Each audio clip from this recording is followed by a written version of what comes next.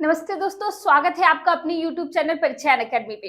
तो दोस्तों, अभी इस पिछले क्लास में मैंने संधि संधि के किसे कहते हैं, उसकी परिभाषा, उसके भेद, यानी आपको स्वर संधि, उसके भेद, फिर व्यंजन संधि, उसके नियम, फिर विसर्ग संधि और उसके नियम, सब चीज पूरी बता दी गई है। तो आप वो वीडियो जिन्होंने ना देखी वो जरूर देख लेंगे। आज हम लोग अगला टॉपिक यानी क्या शुरू करेंगे, शब्द शुरू करेंगे। ठीक है दोस्तों, और आपको पता ही है ये यूपी टेट 2022 की रिगार्डिंग क्लासेस चल रही है और हिंदी के सिलेबस के अनुसार पढ़ाया जा रहा है आपको। और हिंदी जैसा कि सारे एग्जाम के लिए बहुत ही जरूरी है, तो आप सब इसको अच्छे से पढ़ते रहिएगा। आज हम लोग शब्द बहुत ही इंपॉर्टेंट है, ये बहुत मतलब लंबा है, इसमें हम लोग कई चीजें देखेंगे। इसको आज हम लोग देखते हैं क्या क्या आता है इसमें। शुरू करते हैं आज हम लोग शब्द। सबसे पहले जान लेते हैं शब्द किसे कहते हैं। तो इससे पहले मैंने बताया था कि भाषा की सबसे छोटी इकाई वर्ड होती है, ठीक है, बताया था कि नहीं, भाषा की सबसे छोटी इकाई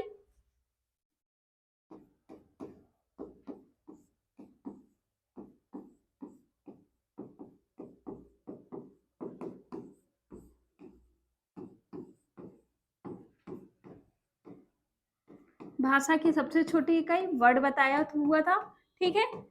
अब वर्ड, ठीक है, भाषा की सबसे छोटी इकाई वर्ड था, लेकिन अब शब्द किसे कहते हैं। तो एक या एक से अधिक वर्डों के मेल से बनी हुई स्वतंत्र सार्थक इकाई शब्द कहलाती है, ठीक है।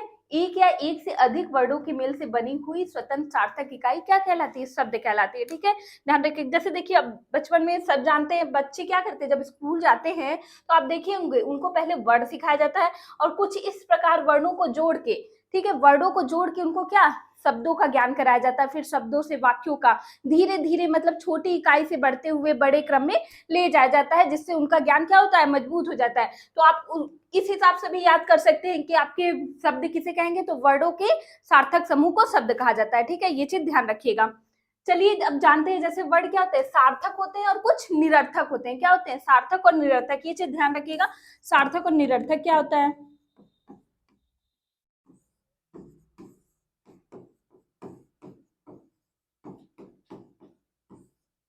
तो दोस्तों, सार्थक सार्थक मतलब क्या होता है, जिनका कोई अपना अर्थ होता है, जिनका अपना कोई स्वतंत्र अर्थ होता है वो क्या कहते हैं, सार्थक होते हैं।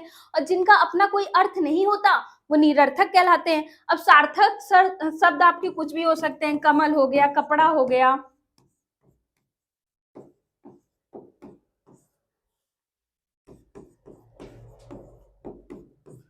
कपड़ा हो गया, कागज हो गया, आम, पतंग, कुछ भी ले लीजिए, ये सब आपके क्या हैं, सार्थक शब्द हैं। लेकिन निरर्थक शब्द की सूची अब कैसे होती है। अच्छा, निरर्थक शब्द जिनका कोई अर्थ नहीं होता लेकिन वो शब्द तो होते हैं, जैसे देखिए धड़ाम हो गया, धड़ाम हो गया, झम्म हो गया, इनका कोई अर्थ तो नहीं होता, झम्म हो गया, कोई चीज की ध्वनि हो गई, अर अर अर ऐसे करके कुछ भी हो गया, तो ये सब क्या होते हैं, निरर्थक होते हैं, इनका कोई अपना अर्थ नहीं होता। लेकिन हाँ, ये क्या करते हैं, जब सार्थक शब्दों के आगे जुड़ जाते हैं, सार्थक शब्दों के आगे जुड़कर उनका क्या करते हैं, भावबोध बढ़ा देते हैं, उनका अर्थबोध भावबोध बढ़ा देते हैं। जैसे अगर हम कहते हैं कुर्सी गिरी, तो ठीक है कुर्सी गिरी ये तो पता चल, लेकिन अगर हम कहें कुर्सी धड़ाम से गिरी, कुर्सी झम्म से गिरी, तो उसका भावबोध अर्थबोध क्या होता है, बढ़ जाता है। तो यही सार्थक और निरर्थक में अंतर होता है, ठीक है। सार्थक का अपना अर्थ होता है, कोई आपसे पूछ ले निरर्थक शब्द होते हैं लेकिन ये किस लिए होते हैं, किस लिए जाने जाते हैं, तो आप भी ये जानिएगा कि निरर्थक तो होते हैं, भले इनका कोई अर्थ नहीं होता, लेकिन जब ये सार्थक के साथ जुड़ जाते हैं तो ये क्या करते हैं, उसके भावबोध, उसके अर्थबोध को बढ़ा देते हैं, ठीक है। चलिए आगे हम लोग देखते हैं। अब देखिए शब्द भेद एक दृष्टि में, पहले एक इसका जो डायग्राम है उसको समझ लेते हैं, फिर आगे एक एक करके हम लोग पढ़ेंगे। जैसे जानते हैं ना, शब्द अभी बताया वर्डों की मेल से बने समूह को शब्द कहते हैं। अब देखिए कितने प्रकार के, पहला क्या होता है, अर्थ के आधार पे, दूसरा उत्पत्ति के आधार पे, तीसरा रचना के आधार पे, चौथा प्रयोग के आधार पे। इन चार आधार पे शब्दों का वर्गीकरण किया गया है। देखिए अर्थ के आधार पे सार्थक निरर्थक, वही मैंने अभी बताया। अब इसमें देखिए सार्थक में ही सब आते हैं, जो भी आपके एकार्थी हो गया, अनेकार्थी हो गया, पर्यायवाची, विलोम, समान भाषी यानी आपके समानार्थी वही, और शब्द युग्म, ठीक है, ये सब चीजें आते हैं। फिर उत्पत्ति के आधार पे आपका तत्सम हो गया, तद्भव हो गया, देशज हो गया, विदेशज हो गया, कहीं कहीं संकर भी आपको देखने को मिलेगा, संकर शब्द, ठीक है। तो ये सब आपके किसमें, उत्पत्ति के आधार पे आपको मिलेंगे। अब रचना के आधार पे बात की जाए तो इसमें आपको, आप हमेशा जानते हैं, रूढ़ हो गया, यौगिक हो गया, योग रूढ़ हो गया, ठीक है, ये तीन आपके क्या होते हैं, रचना के आधार पे होते हैं। फिर प्रयोग के आधार पे, प्रयोग के आधार पे इसे विस्तृत में हम लोग पढ़ेंगे। प्रयोग के आधार पे पहला क्या होता है, विकारी, और दूसरा अविकारी होता है। विकारी में ही जैसे हम लोग क्या आता है, संज्ञा, शब्द, सर्वनाम, क्रिया, और साथ ही साथ इसमें विशेषण भी आता है। संज्ञा, सर्वनाम, क्रिया और विशेषण, ये सब आपके क्या है, विकारी। और अविकारी में क्या आता है, क्रिया विशेषण, संबंधवाचक, समुच्चय बोधक और विस्मयादि बोधक, ये चार आपके क्या अविकारी में है। ठीक है दोस्तों, देखिए आपको इसका ये भी याद होना चाहिए, क्योंकि एग्जाम में आप देखे होंगे, आप एग्जाम देते होंगे किसी चीज का, तो उसमें देखे होंगे कि डायरेक्ट पूछ लेता है रचना के आधार पर शब्द के कितने भेद होते हैं, अर्थ के आधार पर शब्द के कितने भेद होते हैं, ऐसे पूछ लेता है। या पूछ लेगा इसमें से कौन सा रचना के आधार पर शब्द भेद नहीं है, चार ऑप्शन दे देगा जिसमें एक नहीं रहेगा, तो वो आपको पता होना चाहिए। जब आपसे रचना पूछे तो रचना को आपको मालूम होना चाहिए सिर्फ तीन होते हैं, रूढ़, यौगिक और योग रूढ़। ठीक है, ऐसे आपको हर एंगल से आपको सोच के पढ़ना होगा। ठीक है, तो ये चीज ध्यान रखिएगा। चलिए, जैसे अभी बताया शब्दों का क्या वर्गीकरण किसमें किया गया, चार आधार पे किया गया। अभी मैंने बताया पहला क्या है, ये चीज ध्यान रखिएगा, व्युत्पत्ति या रचना के आधार पर। दूसरा आपका स्रोत या उत्पत्ति के आधार पर। तीसरा आपका है अर्थ के आधार पर, और चौथा आपका प्रयोग के आधार पर। ये चार बहुत इंपॉर्टेंट है, याद रखिएगा। ठीक है, अब एक एक करके ही हम इसको पढ़ेंगे। चलिए, पहला हम लोग देखते हैं व्युत्पत्ति, व्युत्पत्ति या रचना के आधार पर। ठीक है, व्युत्पत्ति या रचना के आधार पर शब्द में, तो पहला हम लोग देखेंगे रूढ़, रूढ़ या मूल शब्द। ठीक है, रूढ़ या मूल शब्द। रूढ़ क्या होता है, जो सिर्फ एक चीज के लिए प्रयोग किया जाता है। जैसे देखिए, वे शब्द जिनके खंड करने पर कोई अर्थ न निकलता हो, जिनका कोई खंड करने पे, ठीक है, अपना स्वतंत्र अर्थ तो रखते हैं वो, लेकिन जब आप उनका टुकड़ा करेंगे, उनको काट देंगे, उनको तोड़ देंगे, उनका खंड कर देंगे, तो उसका कोई अर्थ ना निकलता हो, वो पूर्ण रूप से स्वतंत्र होते हैं। ठीक है, क्या कहलाते हैं, रूढ़ शब्द कहलाते हैं। रूढ़ शब्द जो सिर्फ किसी एक चीज के लिए प्रयोग होते हैं। जैसे देखिए, कल, कपड़ा, आदमी, घर, घास, पुस्तक, घोड़ा, ये सब हो गए आदि, बहुत शब्द आएंगे। अब अगर आप देखिए, क धन ल कर दे बराबर कल, ठीक है, तो आपको क्या लग रहा है, इसमें क और ल का कोई अर्थ है, नहीं। तो इसका खंड करने पे जब कोई आपका सार्थक कुछ अर्थ न निकले, तो वही आपका क्या होगा, आपका रूढ़ शब्द होगा, जिसका खंड करने पे अर्थ न निकले। ध्यान रखिएगा, ये आपके रूढ़ शब्द में आता है। अब बात की जाए यौगिक शब्द की, तो यौगिक शब्द क्या होता है, दो अथवा दो से अधिक शब्दों के योग से, ठीक है, दो शब्दों के मेल से बनने वाले सार्थक शब्द यौगिक शब्द कहलाते हैं। ठीक है, दोनों शब्दों का अपना कोई ना कोई अर्थ होता है, यानी खंड करने पे इनका अर्थ निकलेगा। ठीक है, और ये दो शब्दों के मेल से बने होते हैं। जैसे देखिए, देशभक्ति, तो क्या होगा, देशभक्ति हो गया। देश जन भक्ति, देशभक्ति आपको पता है देश का भी अपना अर्थ होता है और भक्ति का भी अपना अर्थ होता है। विद्याधनालय, तो विद्यालय, जैसे संधि विच्छेद संधि पढ़ते हैं ना, शिवधनालय, शिव के रहने का स्थान, विद्या ग्रहण करने का स्थान। आलय क्या होता है, निवास होता है, आवास होता है। ठीक है, तो जिनका दो दो शब्दों के मेल से जो शब्द बने रहते हैं, वो आपके यौगिक शब्द कहलाते हैं। तो ध्यान रखिएगा, यौगिक मतलब योग हुआ है दो शब्दों का। ये तो हो गया आपका रूढ़ और यौगिक। अब बात की जाए योग रूढ़ शब्द की, किसकी, योग रूढ़ शब्द की। नाम से ही देखिए, योग भी हो रहा है, लेकिन किनसे, रूढ़ शब्दों का। देखिए, वे शब्द जो यौगिक तो हैं, किंतु सामान्य अर्थ को न प्रकट कर किसी विशेष अर्थ को प्रकट करते हैं, योग रूढ़ कहलाते हैं। जो मतलब जब जुड़ जाते हैं तो एक अन्य, एक अलग ही विशेष अर्थ को प्रकट करने लगते हैं, वो आपके क्या कहलाते हैं, योग रूढ़। अब इससे आपको बहुव्रीहि समास याद आ रहा होगा दोस्तों। बहुव्रीहि समास में भी यही होता है आपका, कि दो शब्द मिलकर किसी अन्य की ओर प्रकट करते हैं, कोई अन्य अर्थ प्रकट करते हैं, वही आपके बहुव्रीहि समास होते हैं। जैसे देखिए, हिमालय, पीताम्बर हो गया, नीलकंठ, पंकज, जलद, चतुर्भुज, ठीक हो गया, चक्रपाणी हो गया। ये सब किसके उदाहरण है, ये सब आपके योग रूढ़ के उदाहरण है। जैसे देखिए, पंकज मतलब क्या होता है, पंकज मतलब कीचड़ में उत्पन्न होने वाला, अर्थात कमल। ठीक है, नीलकंठ शिव भगवान के लिए यूज होता है। ठीक है, नीला है कंठ जिसका, अर्थात शिव भगवान। पीताम्बर, पीला है अंबर जिसका, पीला है वस्त्र जिसका अंबर यानी यहाँ वस्त्र लिया गया है, तो यानी विष्णु भगवान। ठीक है, जलद हो गया बादल के लिए, चतुर्भुज आपके ब्रह्मा जी के लिए होता है। तो ये सब चीजें बहुव्रीहि समास के, इसमें नोट पॉइंट कर लीजिएगा, बहुव्रीहि समास के सारे उदाहरण इसमें आते हैं।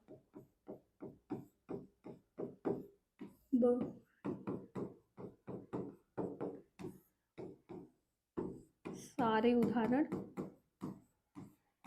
योग रूढ़ होते हैं।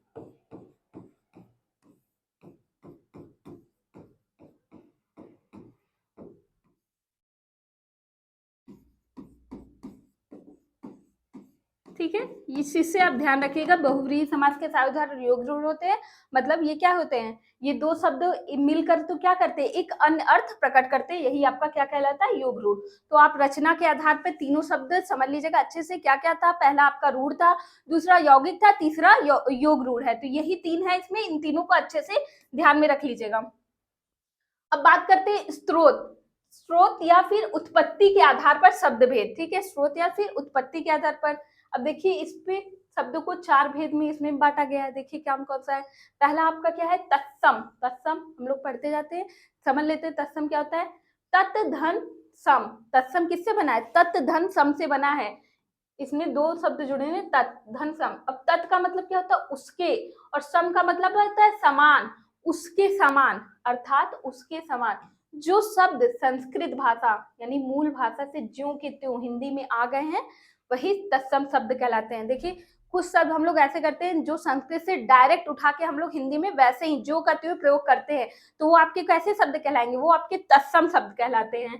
ठीक है, इनका प्रयोग हिंदी में भी उसी रूप से किया जाता है, बताया मैंने। जैसे देखिए अब इनके उदाहरण, जैसे आपने देखा होगा अग्नि, हम लोग अग्नि बोलते हैं ना, हिंदी में भी क्षेत्र होता है, रात्रि, सूर्य, मात्र, पितृ, ये सब कैसे हैं, ये सब तत्सम शब्द हैं, यानी संस्कृत में भी ये ऐसे ही यूज किए जाते हैं, सेम संस्कृत से उठा के हम लोग हिंदी में भी वैसे ही यूज करते हैं। तो ये सब क्या कहलाते हैं, तत्सम शब्द कहलाते हैं, इतना ध्यान रखिएगा। अब बात की जाए तद्भव की, तो जो शब्द रूप बदलने के बाद संस्कृत में हिंदी में आते हैं, यानी धीरे धीरे उनका रूप चेंज करते करते, बोली भाषा के अनुसार जो चेंज करते करते हिंदी में आते हैं, वो क्या कहलाते हैं, तद्भव कहलाते हैं। क्या कहलाते हैं, तद्भव, समझ रहे हैं ना, जो तत्सम से होते हुए थोड़ा बिगड़ते बिगड़ते क्या करते हैं, हिंदी में यूज करने लगते हैं, वो क्या कहलाते हैं, तद्भव। जैसे देखिए आग का तद्भव, अग्नि का तद्भव, अग्नि तत्सम है, उसका तद्भव आग, ठीक है, ये अग्नि का है। क्षेत्र था ना, क्षेत्र का क्या हो गया, खेत हो जाता है, क्षेत्र तत्सम है, खेत तद्भव है। रात्रि का तद्भव हो जाएगा रात। सूर्य का सूरज, हम लोग देखिए बोलते हैं ना सूरज, सूर्य तत्सम है, सूरज क्या है, तद्भव है आपका। मात्र है, मात्र आपका संस्कृत है यानी तत्सम है, तो उसका माता हो जाएगा। पितृ देखिए आपका तत्सम है, तो इसका क्या, पिता हो जाएगा। भात्र है, भात्र का क्या होगा, भाई हो जाएगा। ऐसे कई शब्द हैं जो संस्कृत में जब यूज किए जाएंगे सीधे हिंदी में संस्कृत से, तो वो तत्सम, और जब उनका थोड़ा रूप चेंज हो जाता है तो वही क्या कहलाते हैं, आपके तद्भव कहलाते हैं। तो याद रखिएगा ये चीज।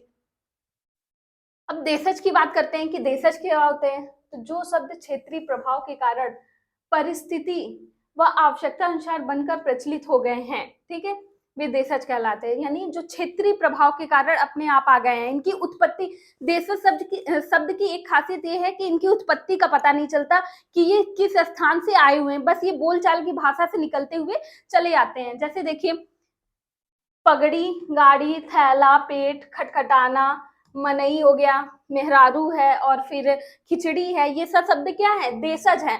जैसे इनका मतलब ये ऐसे ही बोलचाल की, खूंटी हो गया, ये सब क्या है, ये सब अपने आप निकल आते हैं जो हम लोग बोलते हैं। जैसे मनई आप लोग सुनते होंगे, पगड़ी सुनेंगे, तो ये सब कैसे शब्द हैं जिनकी उत्पत्ति का आपको पता ना चले, वो क्या है, आपके देशज शब्द हैं। ठीक है, याद रखिएगा।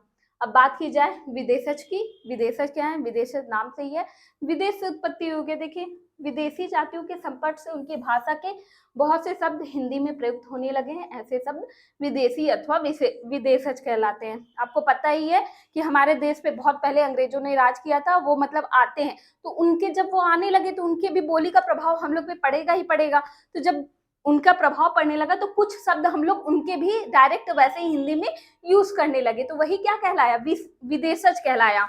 तो जैसे देखिए स्कूल, देखिए कोई भी विद्यालय बहुत कम बोलते हैं हम लोग, आजकल क्या बोलते हैं, स्कूल बोलते हैं, तो हिंदी में भी ये स्कूल की तरह यूज होने लगे।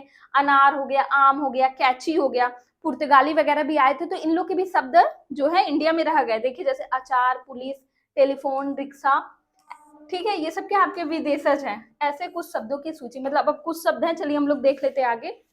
जैसे चलिए अंग्रेजी देख लेते हैं, अंग्रेजी के कुछ कुछ शब्द। कॉलेज है, pencil, radio, television, doctor, letter box, pen, ticket machine, cigarette, cycle, बोतल, बॉटल होता है ना, बोतल हम लोग इंग्लिश से ही लिए उसको। फोटो हो गया, डॉक्टर, स्कूल, ठीक है, ये सब क्या है, ये सब इंग्लिश से आए, क्योंकि अभी आप इनका हिंदी देख लीजिए। अभी डॉक्टर के क्या है, चिकित्सक बोला जाता है, लेकिन क्या होता है हमेशा हिंदी में क्या है, वो हम लोग ज्यादातर बोलते हैं डॉक्टर ही बोलते हैं। ठीक है, बॉटल देखिए, बोतल बोल देते हैं। ठीक है, ये सब चीजें क्या है, आप समझ लीजिएगा क्या है, ये सब विदेशी से आए हैं। साथ ही फारसी शब्द देखते हैं, जैसे फारसी से अनार, चश्मा, जमींदार, दुकान, दरबार, नमक, नमूना, बीमार, बर्फ, रुमाल, आदमी, चुगलखोर, गंदगी, चापलूसी, ये सब क्या है, ये सब आपके फारसी हैं। दोस्तों इसको थोड़ा सा आपको याद करना होगा, क्योंकि एग्जाम में पूछ सकता है निम्न में से कौन सा फारसी शब्द है, कौन सा अंग्रेजी, कौन सा तुर्की है ना, तो थोड़ा ये सब कभी कभी पूछता रहता है, तो ध्यान दीजिएगा। अब अरबी शब्द अगर बात करें तो देखिए, औलाद, अमीर, कत्ल, कत्ल हो गया, कलम हो गया, कानून, खत, फकीर, रिश्वत, औरत, कैदी, मालिक, गरीब आदि। ठीक है, ये सब क्या है, ये आदि मतलब एक्सेट्रा है। तो ये सब आपके अरबी शब्द हो गए। चलिए कुछ और देख लेते हैं हम लोग। तुर्की शब्द देखते हैं कि तुर्की शब्द क्या है, कैची, चाकू, तोप, बारूद, लाश, दरोगा, बहादुर। ठीक है, ये सब तुर्की है। फिर अभी पुर्तगाली भी है। देखिए पुर्तगाली शब्द पूछता है तो अचार आपका आल्पिन हो गया, कारतूस, कारतूस है। देखिए आपका क्या है, पुर्तगाली। गमला बहुत पूछता है, तो गमला कैसा है आपका, पुर्तगाली शब्द है। चाबी हो गया, तिजोरी, तौलिया, फीता, साबुन, तंबाकू, कॉफी, कमीज, ये सब कैसे हैं, पुर्तगाली शब्द है। ठीक है, फ्रांसीसी शब्द की बात की जाए तो जैसे पुलिस, कार्टून, इंजीनियर, कर्फ्यू, बिगुल, ये सब क्या है, फ्रांसीसी शब्द है। चीनी शब्द देखिए, जैसे तूफान, लीची, चाय, पटाखा, ये सब कैसे शब्द है, चीनी शब्द है। यूनानी शब्द की बात की जाए तो टेलीफोन, टेलीग्राम, एटम, डेल्टा, ये सब कैसे यूनानी है। जापानी, देखिए रिक्शा जो आपका है बहुत ज्यादा पूछा जाता है, रिक्शा क्या है आपका, जापानी शब्द है। और अगर डच शब्द की बात की जाए तो बम कैसा है, बम एक डच शब्द है।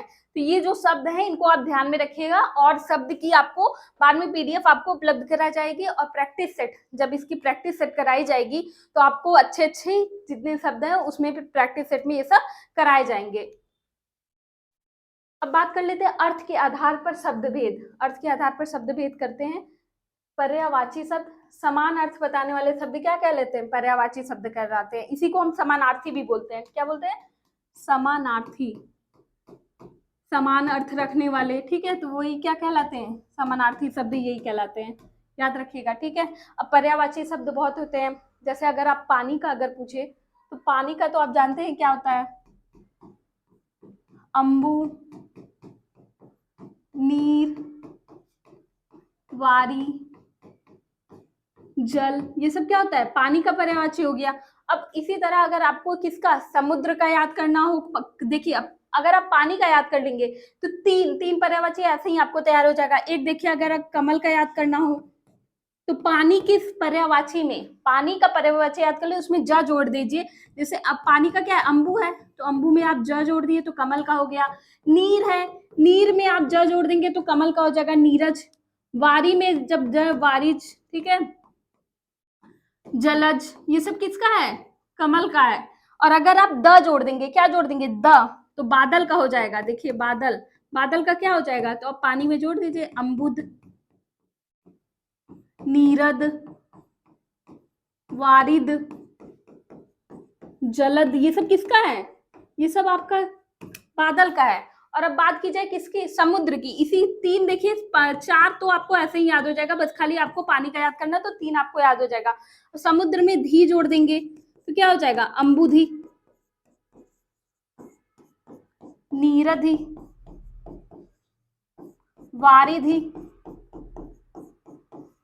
जलधि, ये सब किसका है, ये सब आपका समुद्र का है। तो याद रखिएगा, धी जोड़ने पे समुद्र, द जोड़ने पे बादल, ज जोड़ने पे किसका, आपका पानी हो जाता है। ये सब अभी आपको और प्रैक्टिस सेट में कराया जाएगा। ठीक है, ये थी आपके पर्यायवाची शब्द की बात। अब बात करते हैं हम लोग किसके, विलोम या विपरार्थक शब्द। ठीक है, विलोम या विपरार्थक शब्द, तो सीधे जो शब्द एक दूसरे के विपरीत अर्थ देते हैं, यानी उल्टा अर्थ देते हैं, वो क्या कहलाते हैं, आपके विलोम शब्द कहलाते हैं। अब जैसे कोई भी विलोम शब्द ले लीजिए, दिन का रात, स्थावर का जंगम हो गया। ठीक है, किसी का भी आप, आदि का अंत हो गया, आदि का अंत,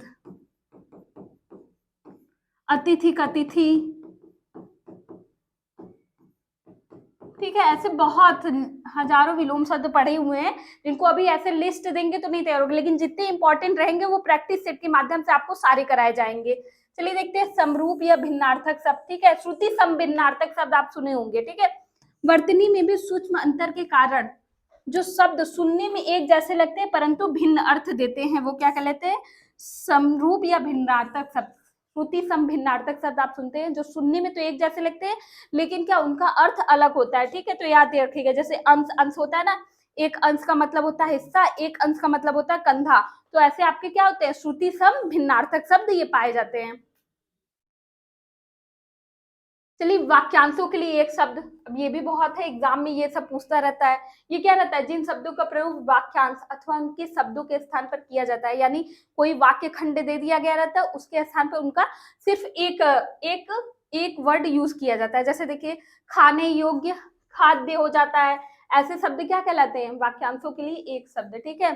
ठीक है, जिसके आने की तिथि ना हो, अतिथि, ऐसा पूरा एक खंड के लिए जब एक शब्द यूज किया जाता है तो वाक्यांश के लिए एक शब्द कहलाता है। अनेकार्थी शब्द, जो शब्द एक से अधिक अर्थ देते हैं वे अनेकार्थी शब्द कहलाते हैं। जैसे अगर वर्ण की बात की जाए, वर्ण है तो वर्ण का क्या होता है, जाति, अक्षर, रंग, यानी ये एक है लेकिन उसके अर्थ कितने अनेकार्थी शब्द कहलाते हैं। जो कई अर्थ प्रकट कहलाते हैं वो क्या कहलाते हैं, अनेकार्थी शब्द।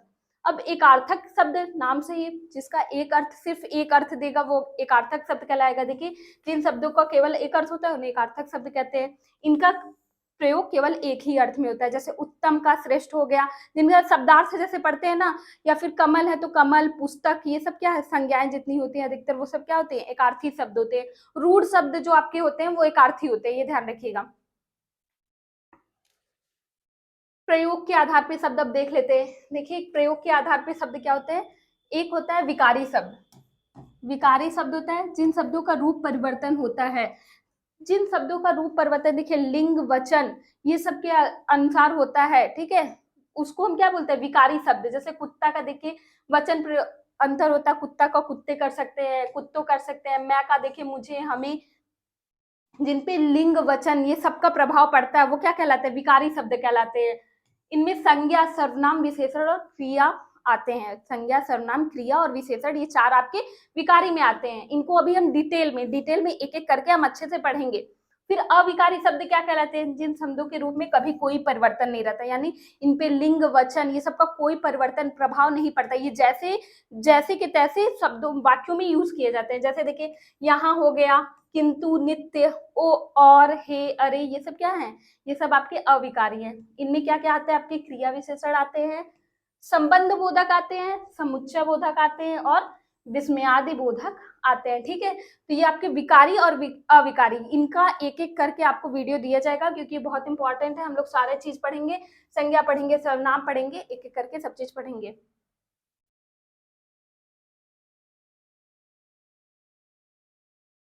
एक चीज छूटा था वो बता देते हैं, देशज विशेषज के साथ ही कभी कभी संकर शब्द पूछता है। क्या पूछता है, संकर शब्द पूछता है। तो संकर शब्द क्या होते हैं, कोई भी दो भाषा के शब्दों के मेल से बने रहते हैं।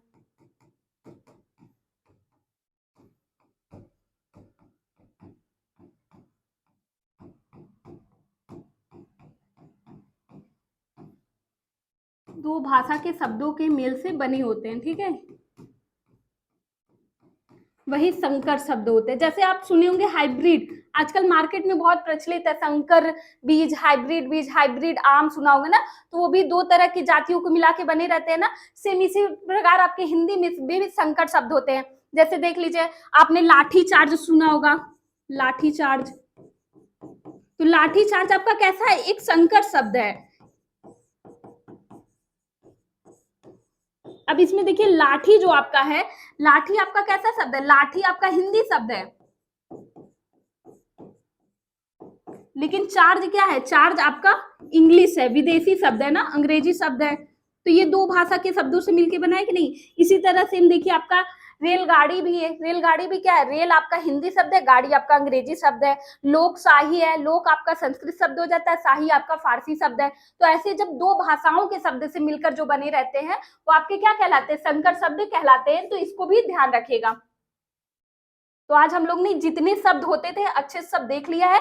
कुछ ऐसे शब्द हैं जिनका जैसे पर्यायवाची, विलोम हो गया, एकार्थी, अनेकार्थी, ये सब की टेंशन मत लीजिएगा। ये सब आपको प्रैक्टिस सेट में सब आराम से सब चीज अच्छे जितने इंपॉर्टेंट रहेंगे सब आपको कराए जाएंगे।